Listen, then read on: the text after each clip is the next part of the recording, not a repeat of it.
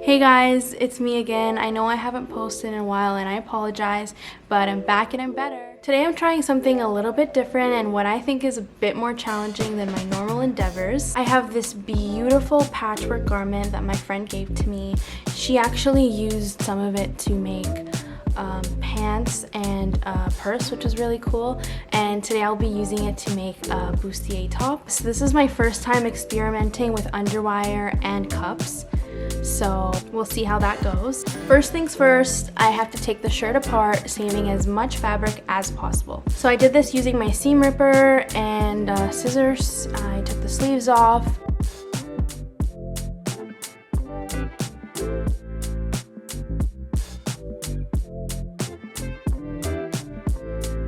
Once that was finished, I laid all the fabric on the ground and tried to figure out some type of game plan. So before going at this project, I watched so many YouTube bustier tutorials and all of them were super confusing for me. So I just gave up on the whole project altogether. Just kidding. But I just decided to wing it. I thought that if I drew out a picture of what I wanted, I'd have like a better understanding of how bustiers work, kind of. So right now I'm focused on these panels. I decided that I was going to make 2 of each of these panel pieces. 1 piece for the actual fabric that I'm working with, and then 1 piece using some lining fabric that I can find around my house. So guys, before I end up wasting my fabric, I am going to draw these pieces out on paper first and then use them to cut out the pieces on my fabric. For the panels, I'm actually only cutting out 3 pieces, the middle piece and those 2 side panels, and those side panels I'm going to use them flipped over to create the next side as well. When watching all of the tutorials, I did learn that the pieces did have to have some type of curve instead of just being straight, and that curve, when you sew all the pieces together, they contribute to the corset look that really cinches in your waist. Once I was done cutting the patterns, I placed them on my body to make sure that they looked somewhat normal, that this project would somewhat turn out okay. Because I was doing these drawings without any type of measurements, I made them extra big. I left a lot of seam allowance. I needed to make sure that if the shirt was too big, I could make it smaller, because if the panels were too small, it would be way harder for me to make it bigger. So now I'm just pinning my patterns to the fabric and cutting them out. And if you look closely, you can see a wild Janer jumping to safety.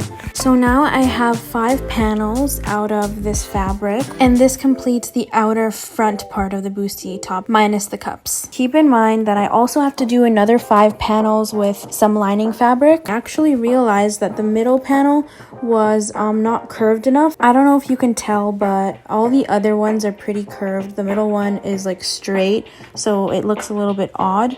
But all I had to do was take that panel out, go back to the pattern piece and adjust the sides and then recut it. After making that adjustment, I was ready to sew everything together, and I was using light blue thread because I thought it would look cute with all of the colors. To stitch all the panels together, I placed them right sides together and stitched along the curve.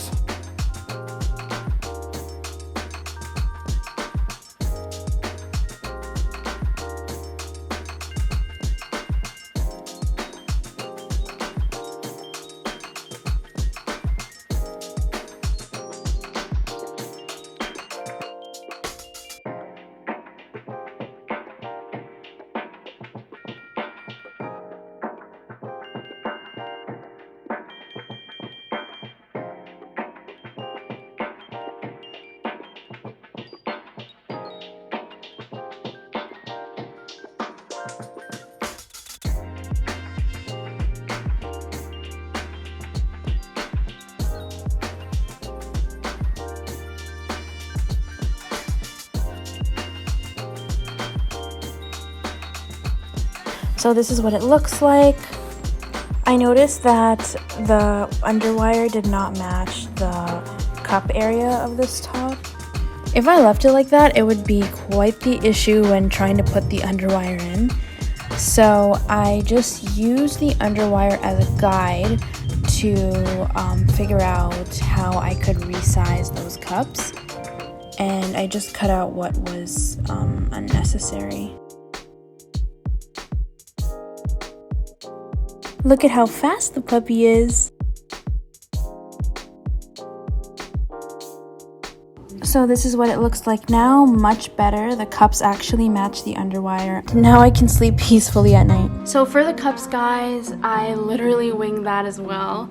But I didn't want to waste my precious fabric, so I cut it out of paper first, and I taped it together to make sure it did a good job of cupping the boobage. Pretty good, huh? Once I was satisfied with the shape of the cups, I cut the triangles out. And guys, the cups don't need to be hard. All you have to do is experiment with some triangles, cut them out on paper first, tape them together and see if they work for you, and if they don't, all you have to do is keep adjusting them until they do.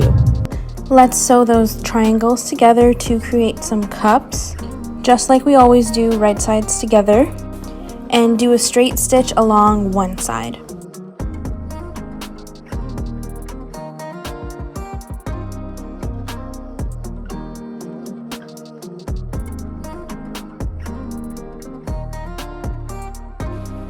Once I was finished with that, I had two medium-sized cups. Now to attach the cups to the rest of the top, I had to make sure that I was being very thorough, because you can tell that the cups and the point of attachment for the cups have the opposite curve. So if you happen to be doing this, just make sure that you're using pins and you're lifting the presser foot often to readjust it to make sure that you're really following the curve.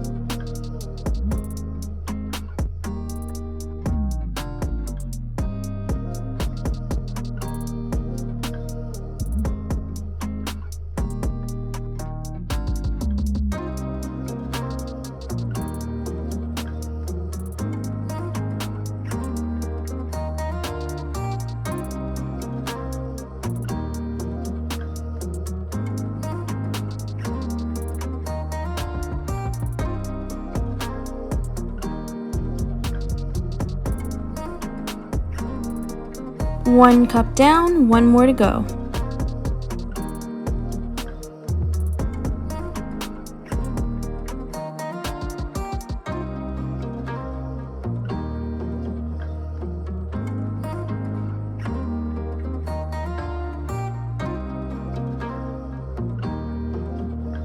The cups are officially on, and now I'm just cleaning it up, cutting anything that needs to be cut, and making it look symmetrical.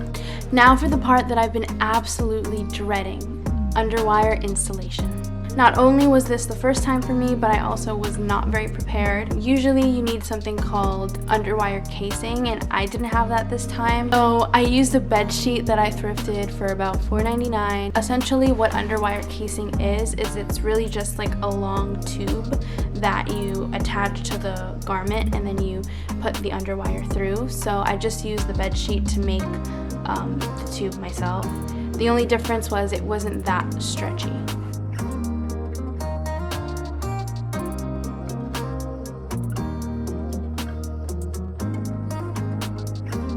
Now, attaching the tubes to the top was pretty easy. All I did was leave a centimeter from the top sides, because we're eventually going to use that space to attach the lining at the top. When I was stitching it, I stitched very, very, very close to the stitch that I initially made when I was attaching the cup to the top, and then another stitch on the bottom to create the channeling for the underwire.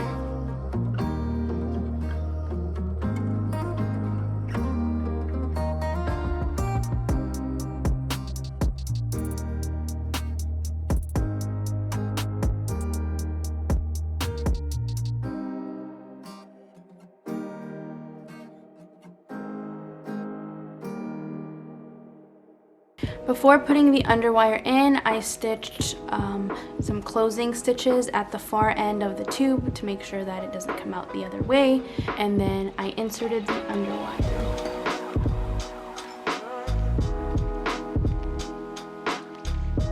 I'm actually so shocked that that actually worked, like for putting in the underwire, because I honestly did not think it was gonna work, but it did. I used the leftover tubes that I made for the underwire casing to make the channels for the boning. To make the channels, I just straight stitched on each side of the tubes. After the parallel stitches, I cut off the excess fabric. This time I'm using actual boning from the store because it was actually on sale. I do sometimes use zip ties because they're more affordable and easier to find, and I've actually used zip ties in the past in my last video, which I'll link at the top here if you want to check it out. I turned a Nike sweatshirt into a Vivienne Westwood inspired corset top. Back to the boning. The corset boning, that is. And I did that in between each panel so that it looks like this. I kind of wish the inside was the outside. Is that weird? Once that was over, I revisited the bed sheet from the thrift store. Now it was time to make the lining. I only had to recut all the pieces once again, sew them all together, make sure they match up with the front piece, and then add cups. Now that the front pieces have been taken care of, I am working on the back. I was able to salvage this last piece of the fabric, so I'm cutting it in half and attaching it to both sides of the front piece so that it has an open back.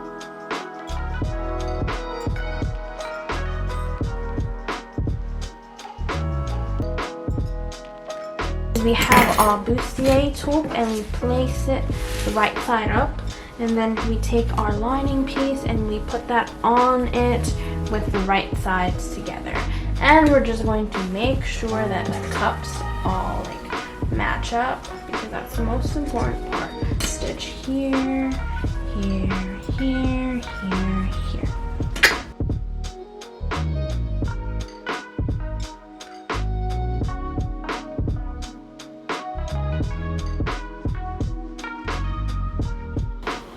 Now that the insides of the top is facing outwards, I was ready to put in the lace-up closure.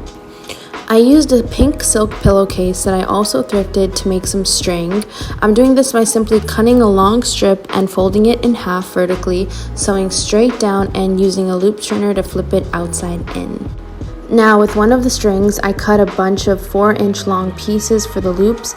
To attach them to the top, stick them between the sides with the loop facing inside and the loose ends facing out. To attach them to the top, stick them between the sides with the loop facing inside and the loose ends facing out where you can see them.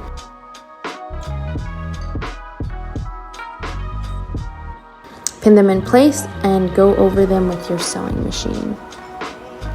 Once you're done, you can flip the top right sides out and you'll see that the loops are on the outside.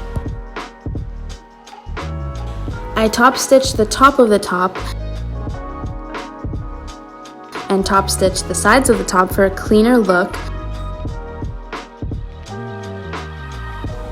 I also stitched 4 channels on the back for boning because I thought the back needed some structure as well.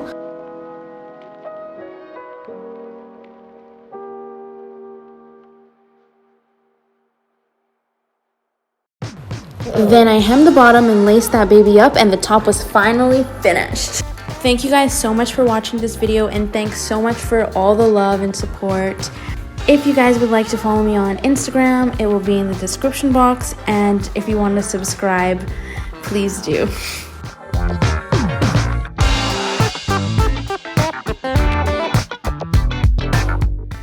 Alright, I'm out. Peace.